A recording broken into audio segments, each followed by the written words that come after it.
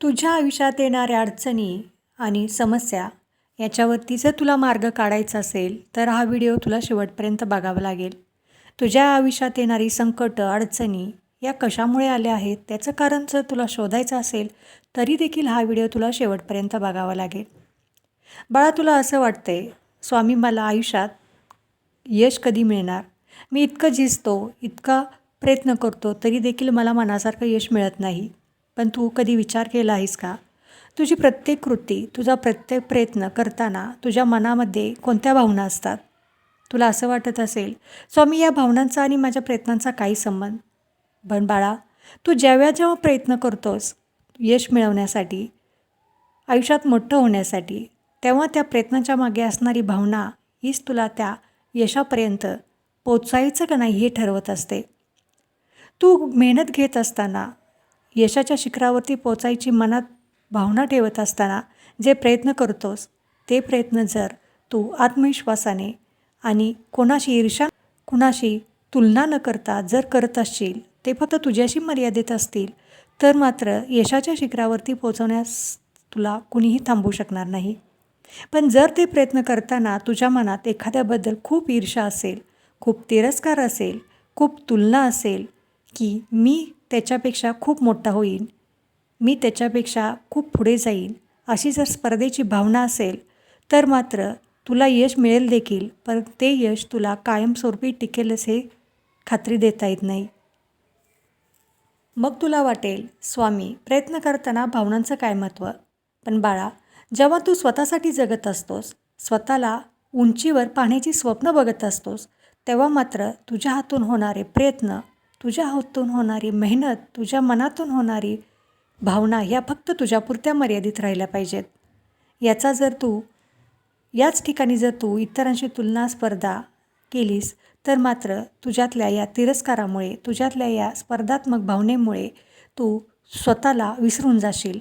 आणि इतराची स्पर्धा करता करता तुला स्वतःला काय हवं आहे, तुझ्यामध्ये कोणते गुण आहेत, काय कार्यक्षमता आहे, हे मात्र तू विसरून जाशील. तुझ्यामध्ये कोणत्या कार्यक्षमता आहेत, तुझ्यामध्ये कोणते गुणदोष आहेत, हे तुला कधीच कळणार नाही. त्यासाठी जेव्हा तू यशस्वी होण्याचं स्वप्न बघत असशील, तेव्हा मात्र प्रयत्न करताना, मेहनत करताना स्वतःवरती विश्वास ठेव, आमच्यावरती विश्वास ठेव आणि स्वतःसाठीच मोठा हो. इतरांना दाखवण्यासाठी किंवा इतरांशी तुलना करण्यासाठी स्पर्धा करून मोठं होण्याची स्वप्न तू कधीच बघू नको.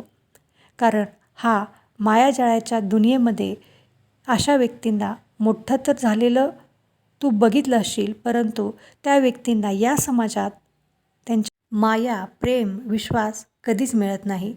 म्हणून बाळा, तू प्रयत्न करणार असशील, मेहनत करणार असशील, तर स्वतःसाठी कर.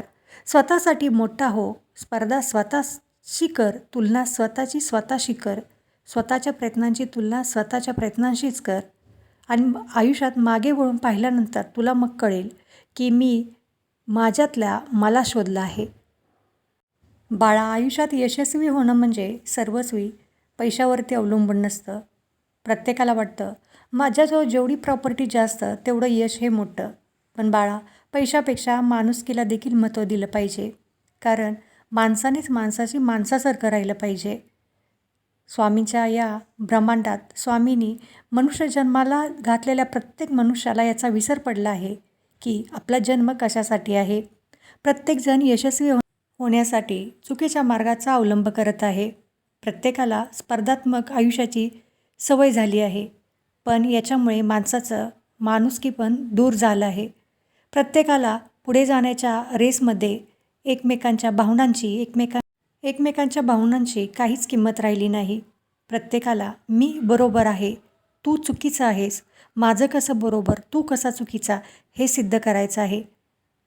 बाळा, माणसाने स्वप्न तर मोठी बघावी, परंतु ही स्वप्न सिद्ध करताना, या स्वप्नांची पूर्तता करताना, यशस्वी होताना मात्र इतरांच्या मनाचा देखील विचार करावा. आपण आपली स्वप्न पूर्ण करताना कुणाचे मन दुखावत नाही ना, कुणाच्या हक्काचं, कुणाच्या कष्टाचं तर लुबाडत नाही ना, हे प्रत्येकाने बघावं. कारण कर्माचा हिशेब इथेच होत असतो. म्हणून बाळा, स्वप्न बघताना स्वतःसाठी बघ, ती पूर्ण करताना होणारे प्रयत्न देखील स्वतःशीच मर्यादित ठेव. मग बघ तुझ्या आयुष्यात खूप मोठा बदल घडेल. माझा आशीर्वाद तुझ्या नेहमी पाठीशी राहील. तुझ्या आयुष्यात खूप चांगल्या घटना घडतील, कारण तू मनापासून माझा मार्ग निवडला असशील आणि माझ्यावरती विश्वास ठेवून टाकलेलं प्रत्येक पाऊल तुला यशाच्या दृष्टीने पुढे घेऊन जाईल.